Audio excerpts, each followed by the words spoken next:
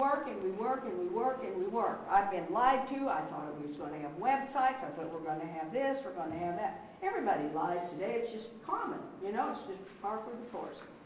Well, we finally, now, we just inch our way a little bit closer. We've been really distressed because on the Buckeye, we were never told how you arrived at your decision. There was never a report, there was never an inspection, there was never a structural engineering report, and at 4 o'clock today, David Earls comes to me and says, well, Rosalie, I'd like to take pictures and inspect the building. Well, gee, thanks a lot, David. You aren't going to get in. That's kind of stupid.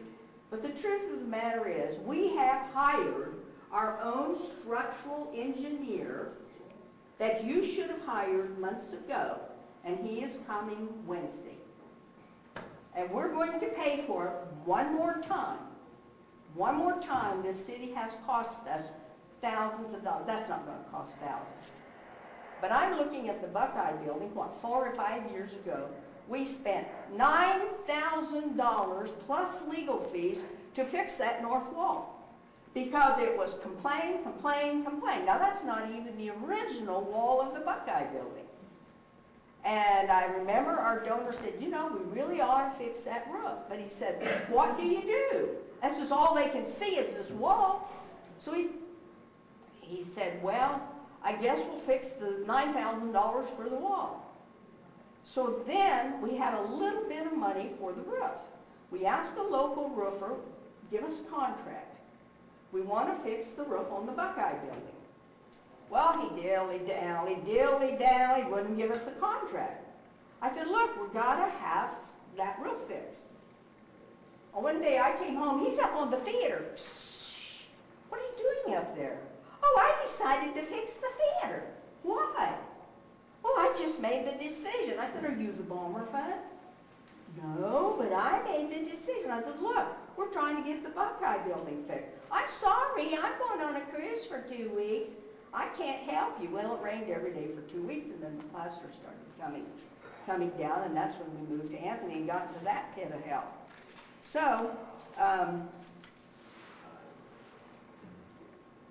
every time we move forward, we come backwards. At this point right now, we're in a pretty good position because we're going to get the structural engineering report.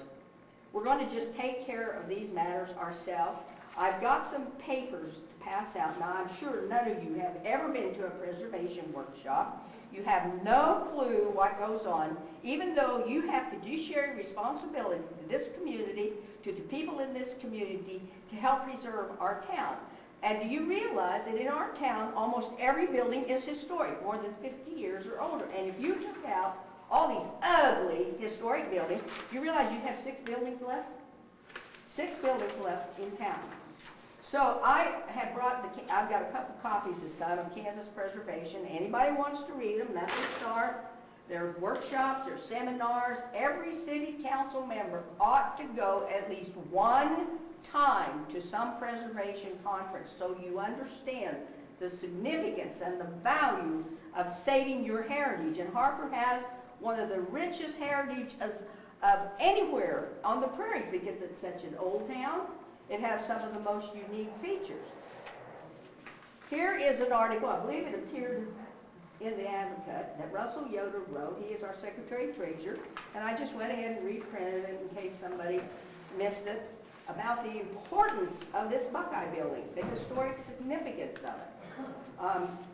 We have applied once for the historic register, but we were kind of naive and didn't understand that we could do it based on the significance of the builder.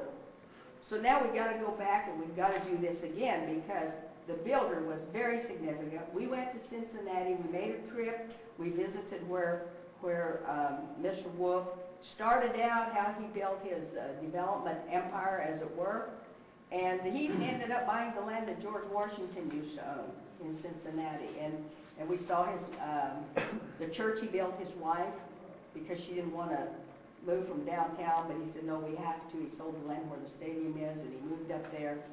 And but he was very, very significant. And this is the last building left that he built. Now, each of you can have one of these if you wish.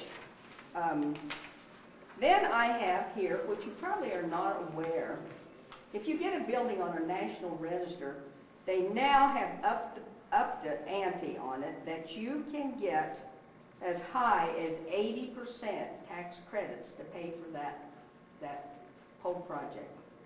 That's pretty impressive, but it has to be on the national register for it to, or, well, the state register, you get some of it, but for the full 80%, you have to get it on the national register. And we have some other people that we're still trying to work with. You can pass those around, anybody who wants them. That we're still trying to work with to help us see what grant money's out there. Grant money's pretty slim right now, but it just takes so much time. I cannot tell you. I just cannot explain how hard it is when you're just treading water and you've got a whole community pushing back against you. And you know, I've said this before, the USDA said they're not interested in Harper because there's no community support. So now we're coming from a different tack. We believe we've got some children from another community that's going to come here this summer, and they're going to work with us, and they're going to, just for publicity and to help them, we're going to split yard sales, Little Farm and Art Market, help those kids out, and if we can find some Harper kids that would take one weekend a month, that would be great too. But we believe the young people are our future. And all I can tell you is that we are working as hard as we can. We know now that your procedures of how you've gone about this is not right. We also are aware now that we would be able to sue the city for damages if you persist in ignoring what we're trying to do and just bulldoze ahead. And that's about all I've got to say. I mean, we're just working our tails off. Well, we'll check on it, but I believe we've done everything according to the ordinances that have been written, and we'll double check on it. But we don't know why. I mean, we have seen no pictures, we've seen nothing. We've seen no inspection, we have no idea. We get a key to get inside to see an inspection? Can you? Yes. If you do the paperwork, sure. What kind of paperwork is it? Just a letter stating that you want, on a certain day at a certain time. You know, we're a 501c3 and we don't just pick up the phone and call. But you know, you're not qualified to do an inspection. You're not a structural engineer. Will we be able to get a copy of the report from the structural engineer from you? Sure, I'm sure. Yeah, I mean, I don't know why not. I'll ask him to send a duplicate over or however they do it. But he'll be here Wednesday, and how long it takes him to write up it, I don't know. A week, 2 weeks, I don't know. Who's coming down? Paul. Isn't that funny? It starts with an S. It's not Simmons. Huh? Shooty. No, that's not him. You sure it's not Paul Shooty? I'm just guessing, but he is a structural engineer. No, it's a common name. I can get it. I've got it at home, but I just. Where's he from? Wichita. Well, that's why we tried to ask you to come and give us updates at different times on this, so that we knew where you were on the progress of the building, so that we could follow Well, just through. tell me. Just invite me, you know? We have. No, just say I want to see you Monday in April. I want to see you. Because I am on overload. The amount of projects and things I'm working on, I forget.